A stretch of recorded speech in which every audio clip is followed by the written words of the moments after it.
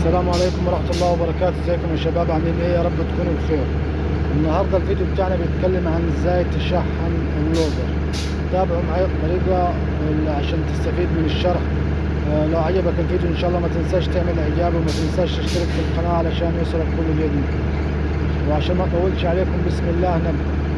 بصوا يا شباب، هتحط المكبس ده كده اللي هو اضغط كده بس كده الشحن ده كده خد تمام. هنشوف الثاني اهو، اضغط كده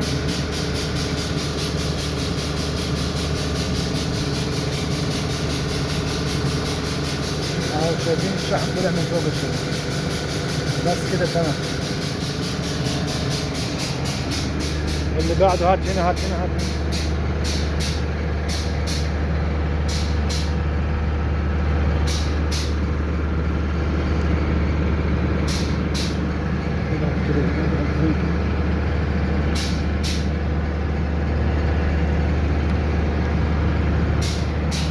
شغل كده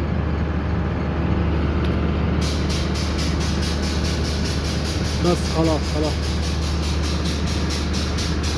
تعالى كده هنا تاني، ركب هنا في البنز ده كده.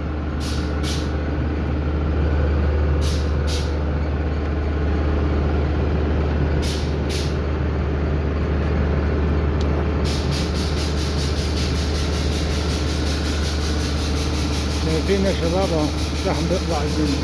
بس خلاص بس كده. معانا البنز ده هنا برضه.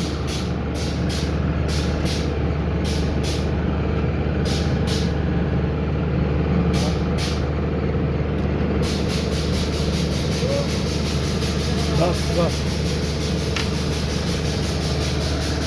معانا الجنب ده برضه هنا شغل كده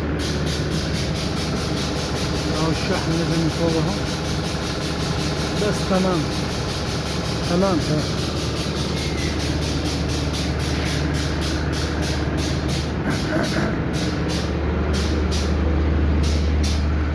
تعالى كده،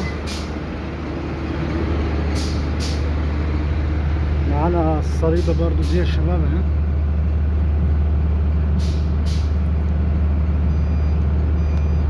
شغل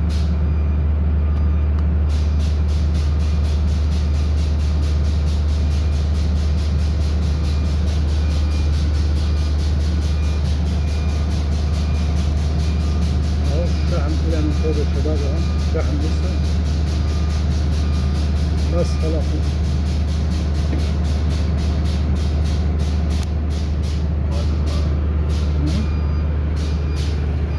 انا حبيت برضو اوريكم الطريقة يا شباب، وبعد كده عشان في بنوز كتير برضو انا مش هقدر اصور لوحدي واشتغل، واخد بالك. فانا هوريكم بقى الطريقة. في هنا عندك اهو، في عندك هنا بنز، واخد بالك، وهنا بنز اهو، وهنا في الصليبة دي، وفي هنا في عمود الكردان في بنز، والصليبة دي فيها بنز. تمام كده يا شباب. ومعانا برضو صليبة من تحت هنا فوق، ومعانا ميزان. تمام. ومعانا برضو هنا ورا،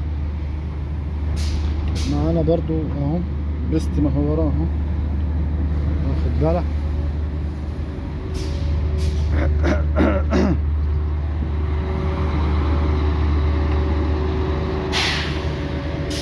ومعاي هنا اهو بستم اهو، بستم صليبة.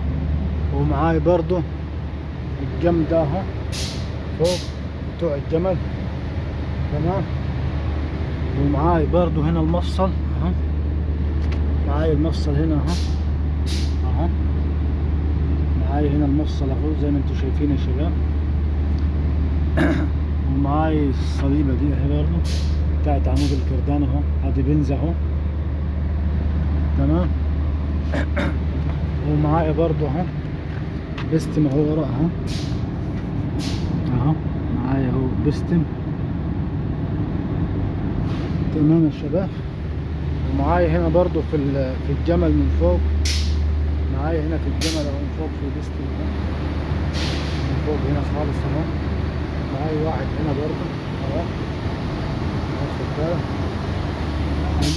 ومعاي هنا برضه اهو واحد هنا، وواحد هنا، وواحد هنا.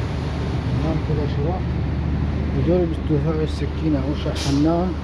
فانا دلوقتي ان شاء الله هكمل تشحين، بس انا حبيت اوريكم الطريقة ازاي.